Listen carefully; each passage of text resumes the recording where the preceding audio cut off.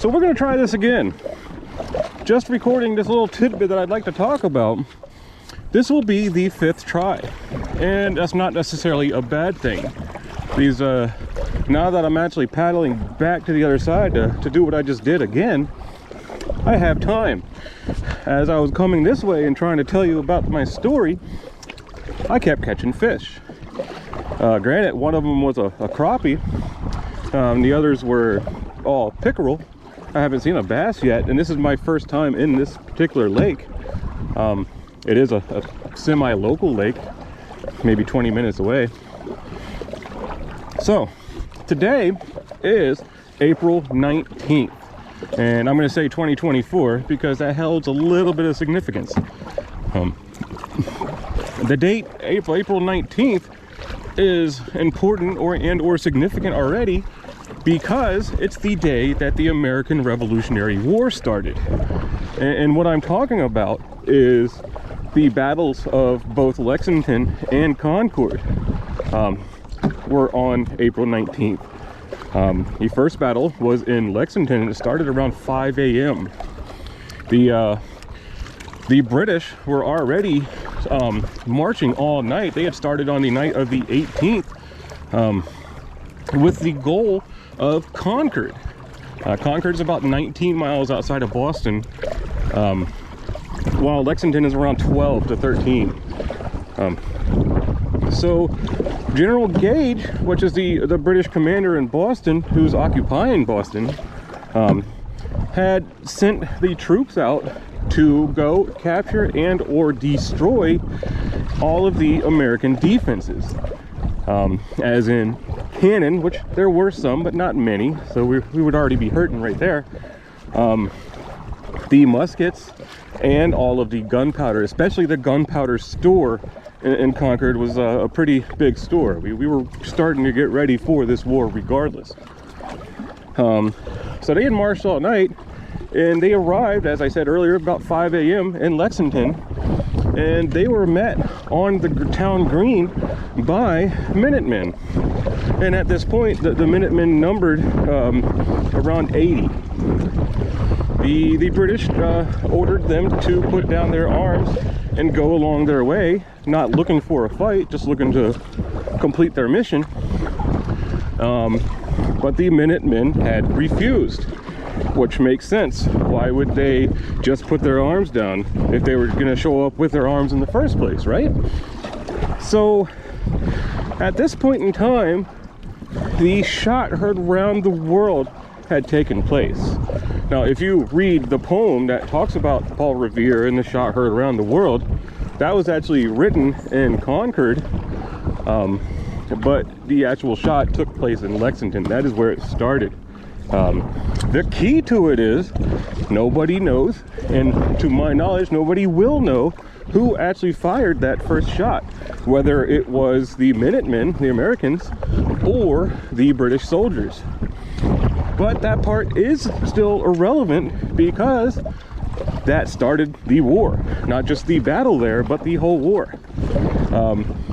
During that volley, after the shot heard around the world, there was one British soldier who was wounded, but they did not have any casualties, while it didn't work out as well for the Minutemen. 8 lay dead afterwards, but no wounded. So that was enough for those Minutemen to scatter. The numbers that they had and the training that they lacked was no match for the British, who had everything that they would need, and especially the training. You know, the British were known as the strongest army in the world at that point. Not necessarily Navy, but Army, yes. So the British continue on with their mission. They leave Lexington and continue on to Concord. Thanks to William Dawes and Paul Revere doing their midnight rides of the regulars are coming. First the Minutemen were there, but the word was spreading throughout all of the local towns, and some from pretty good distances away. And they came running. So by time the British had actually made it to Concord, we were in the muster field just on the other side of the North Bridge from where the British were coming, which was the British were on the side where downtown Concord was, where the actual town was. So by the time they arrived there, the Minutemen were numbering around 400, and they were at the muster field just on the other side of the North Bridge, which is put themselves in between where the stores were at Concord. One of the first things they started to do was actually remove all of what the British were looking for. So even if they had actually made it, it would have been in vain. Now, one side of the North Bridge, Americans, the other side, the British. The British are starting to cross, and then that's when the Americans start to notice there's a lot of smoke coming from the town of Concord. And they had assumed that they were actually burning down the town, the whole town, to the ground. It's a far-fetched, but that is what they were saying.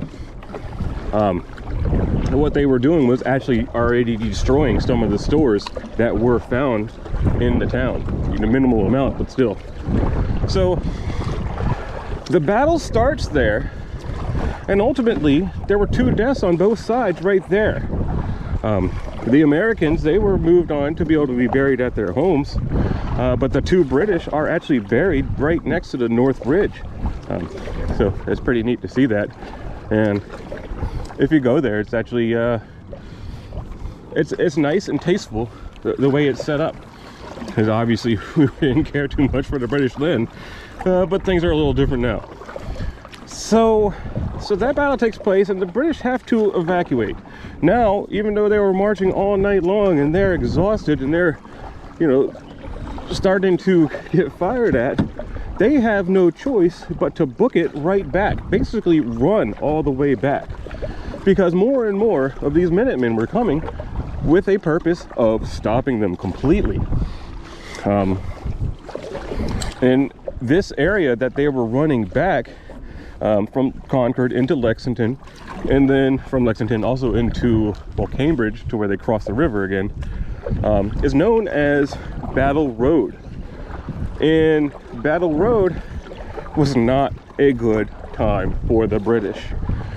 It seems as if everywhere they were, more people were showing up and waiting on them. A very notable point there would have been what's called Bloody Bend. And Bloody Bend is a 3-way intersection, and the British were coming down one of those ways, while there were Americans coming from the other 2. But not only that, but they were also on the sides of the roads awaiting the British to come. So other than behind the British, they were being fired upon every single angle. Not something I would personally ever want to get myself stuck into, and I'm sure they weren't too thrilled. So the British, they do make it back, and they're taking fire and losing people all the way there. And the first 2 battles of, ooh, that one's coming good. The first 2 battles of the American Revolution were won by the Americans, or the colonists, because we weren't even states yet, because it happened on April 19th in 1775. That's why I mentioned 2024, because we're now at 249 years later. Other than windy right now, it's a nice day out. And it was during that day too. Not necessarily the wind, I'm not sure about that part, but I do know it was a nice day. So the British are now back in Boston, and these companies of Minutemen besieged the city. They cut off every route to the land that they could, and they were starting to build defenses onto Dorchester Heights, which is on the southern side of the city, and then also onto Bunker Hill, which is in Charleston on the northern part of the city. Soon comes the Battle of Bunker Hill, and we'll talk about that at some point, just not now.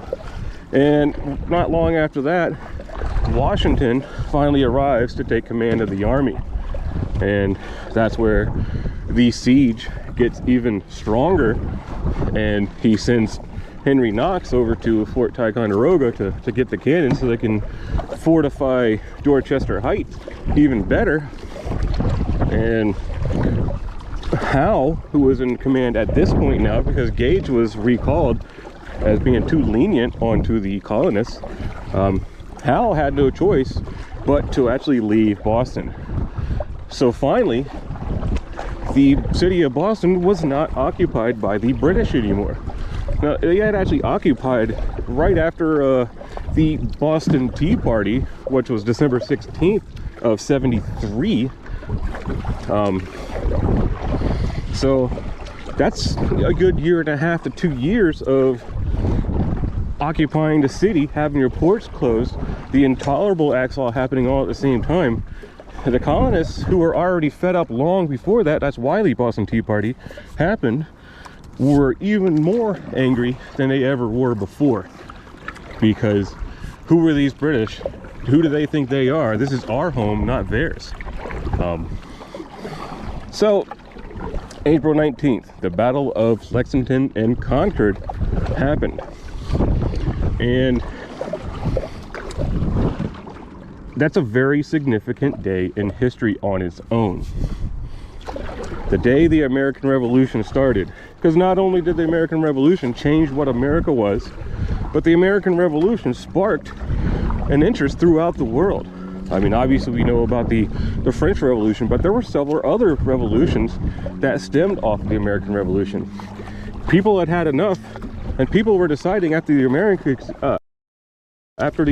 could do it, then people decided they can actually govern themselves too. But they don't need a king to rule them. They can take care of it themselves. So we have a lot to be thankful for what happened on that day. And there you go. The American Revolution starts. Thanks for watching, guys.